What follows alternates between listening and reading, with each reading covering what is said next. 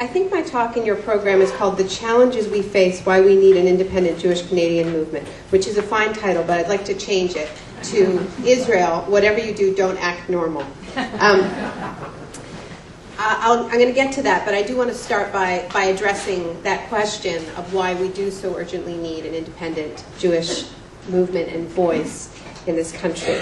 I think it's that Diana just alluded to it. It has to do with how Canada has, with very little debate, been drawn into the paradigm of the so-called war on terror.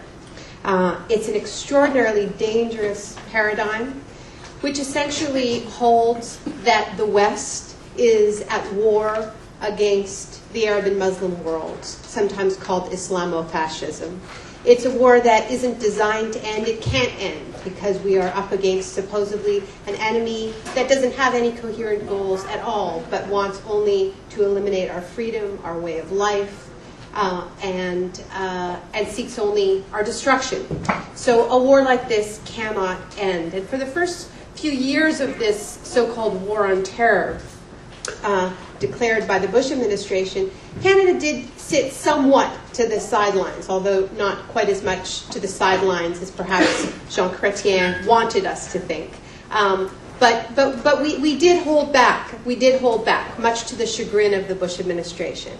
And what we really are seeing in these past few years, and particularly since the Harper government came to power, is a dramatic shift and a full-scale embrace of this model, of this very dangerous, belligerent model. And we see it on multi-fronts. But I think it's important for us to understand that the war on terror, clash of civilizations paradigm really comes from two sources. It comes from the United States, which, as I try to document in my book, in The Shock Doctrine, you have a government that is run by interests that have a vested interest in endless war, for whom the end of the Cold War was the worst thing that ever happened to them, and have been looking for an enemy that would fuel that kind of endless war to keep their coffers full.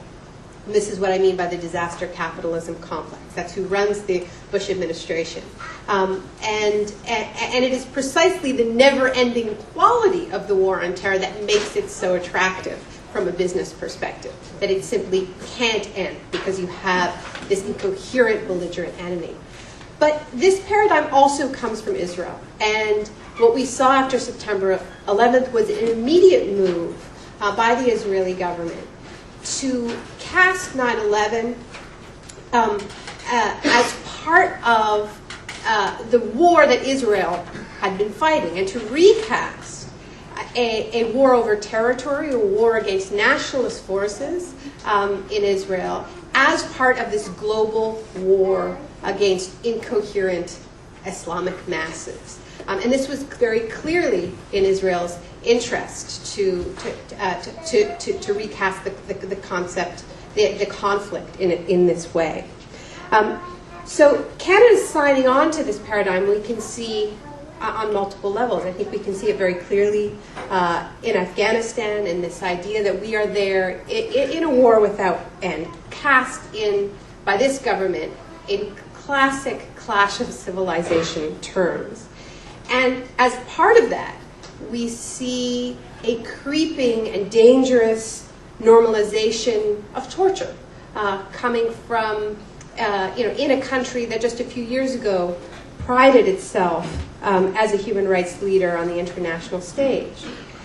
So as being part of that paradigm, it changes us as a culture. It changes our values. And of course, this is the ultimate irony of the Israeli talking point, that we are part of a paradigm of shared values, because of course this clash of civilization model has a corrosive effect on our values, the values that we hold dear of democracy and human rights.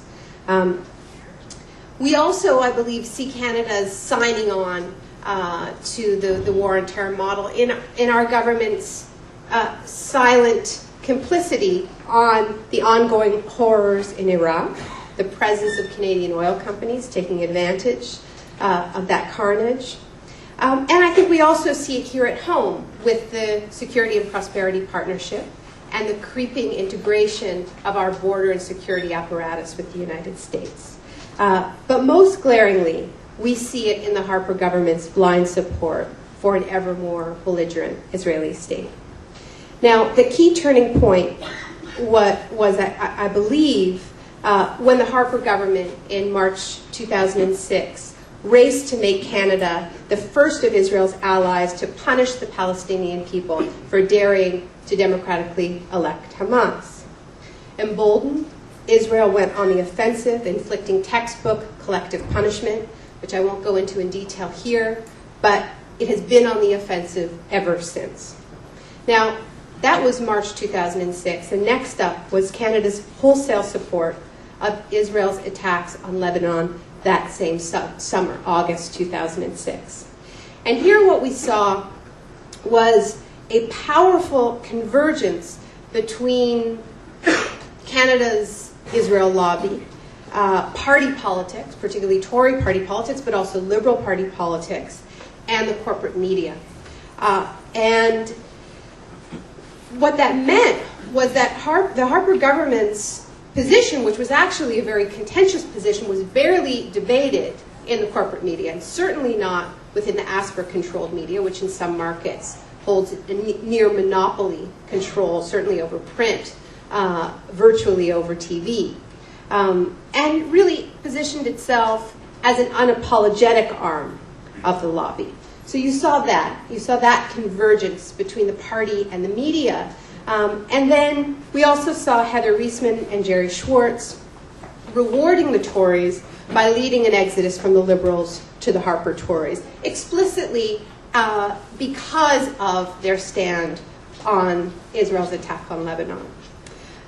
Now, I want to be clear, and I'm going to talk a little bit more about Heather Reisman and Jerry Schwartz in my talk tonight, that I believe that everybody has a right to their political opinions, including Jerry Schwartz and Heather Reisman and the Asper family.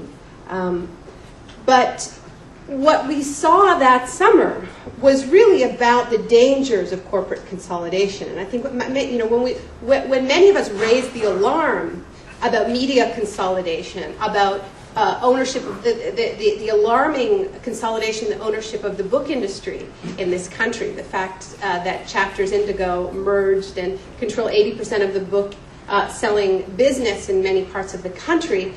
This was a largely theoretical debate. But what we saw that summer was how frightening it was when all of these forces line up on an issue that actually doesn't represent the views of the majority of the people in Canada. That's when it becomes a threat to democracy. And that's when a few individuals really start exerting an unacceptable level of control over public debate in a democracy. So in that summer of 2006, I think it would have been very, very good to have an umbrella organization like the one we're talking about here this weekend, representing the broad range of dissenting Jewish opinion in Canada. It would have been very important as a counterweight to this illusion of consent that actually didn't exist, but was projected from the official lobby groups and from the corporate media. And it also would have been very, very important because that shift, I think, was extremely jarring for Arab and Muslim Canadians who suddenly weren't sure whether they had full citizenship status in this country. And it would have been very important to have a group that was standing in meaningful solidarity with Muslim Arab Canadians that terrible summer. It is just as important to have a group like this year.